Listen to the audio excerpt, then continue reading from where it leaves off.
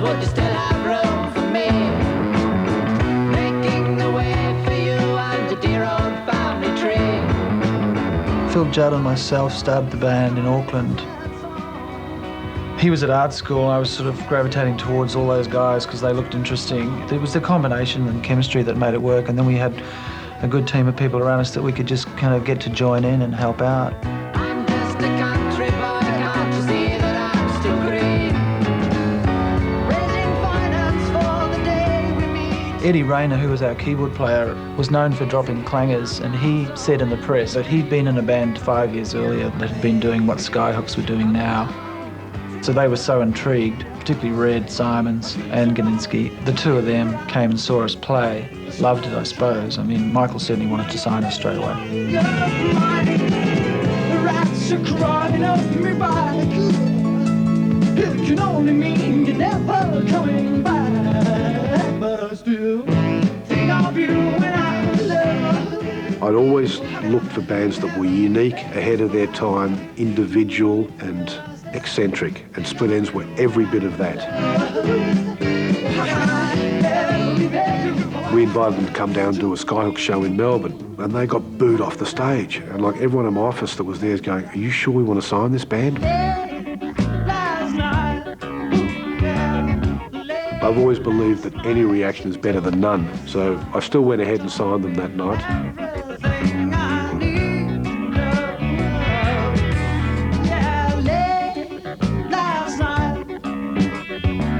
The first show we did in Melbourne was playing with Skyhooks and AC/DC at Festival Hall, and there were a lot of Sharpies there because they were really into AC/DC, less so into Skyhooks, I think.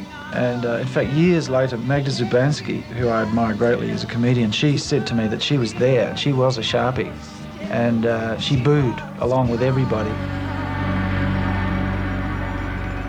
But, you know, she said that secretly she loved us, but she couldn't show it.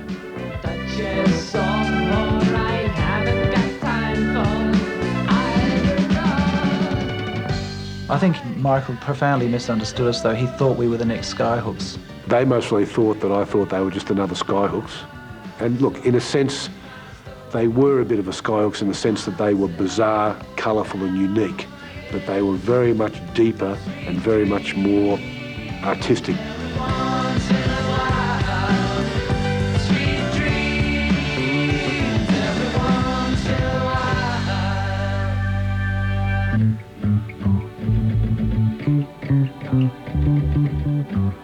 They weren't just funny, the costumes and makeup. To us, they were sort of multi-level.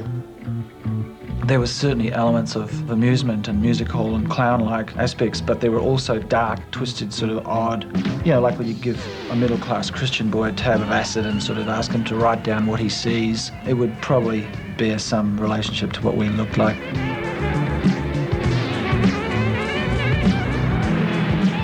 Noel Crombie was known for his eccentric displays. Every Friday night he'd walk down the main street of Auckland dressed in something that he'd made himself and produced magnificent reactions from passers-by. It seemed like standing, posturing in front of people with tight jeans or something just wasn't enough, you know. You're just playing at them, you know. We wanted to develop it a bit more.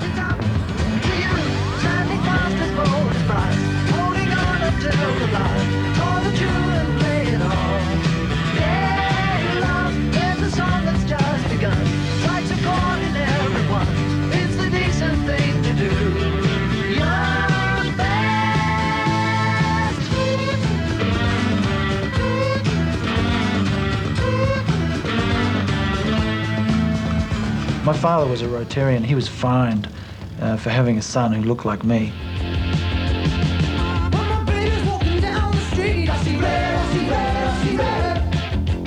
Neil joined in 1977.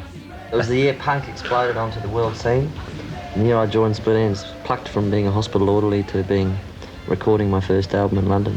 When Mike said, "Think about Neil again," it was like, yeah, obvious. And it was great because Neil said, "I'll think about it." I always thought that was probably the coolest thing he's ever done. And about an hour later, he said, "Yeah, all right, great."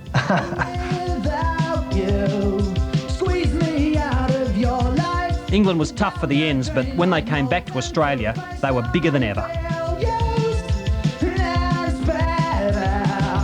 Michael came across at some point, I don't know if it was 78, it probably was, I suppose trying to coax us back to Australia in some way. They really pressured me to go and live in England when they went over there, and they never really succeeded in England, but they were very, very successful cult-wise, and they could fill a 2,000-seat venue, and they had a really core following, but they never had that hit song. I went out to see if I could fall in love again. That was my mistake. That was my mistake.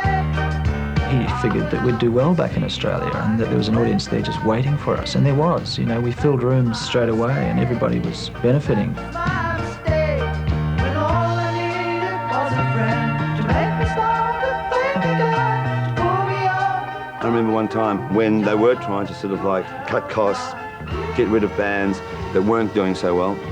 And I stupidly said, well, yeah, Split Enz is costing you a lot of money, Mike. Maybe you should consider them. No way, slapping his shoulder, you're gone mad.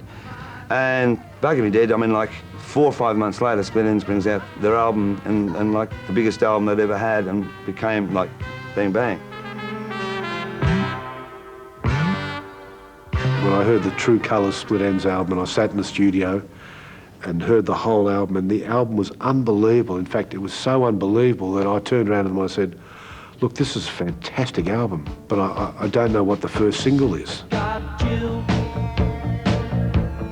That's all I want. So sure enough, as it became folklore in Australian rock history, Michael Gudinski said there's no single on the album, which is not what I said, but I did know what the first single is. I don't go out.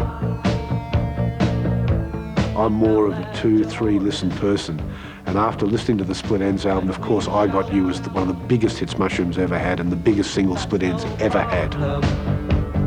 I don't know why sometimes I get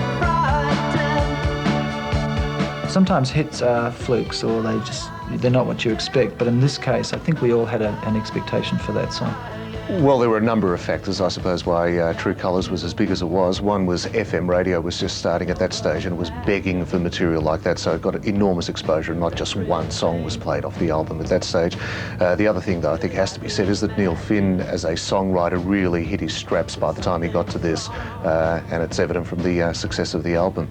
For us listening back to True Colours now, it sounds a little too simple to stand the test of time as much as some of the other albums, perhaps. It's also probably because it got thrashed on radio so much that it got heartily sick of it. That's history. I say history never repeats. I tell myself before I go to sleep. Don't say the words you might regret. I lost before, you know I can't forget. I decided to leave Split Enz in 1983. It had been 12 years, and I always believed that you should walk away from something if it starts to lose its spark. It felt like a good time to leave, and I didn't have any qualms about it, and in fact, no one was that surprised either.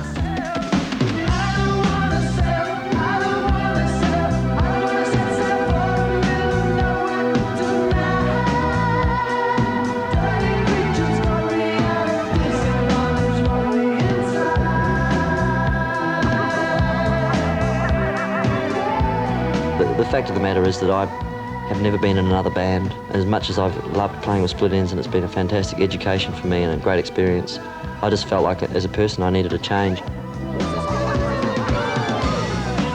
Well, without any doubt, Split Enz were one of the greatest bands in the world, full stop.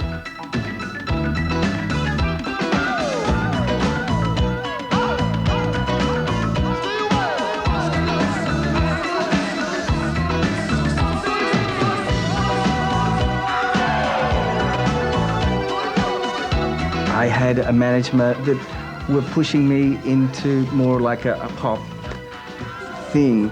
Still to come, Kylie Minogue, Yothu Yindi and Christina New.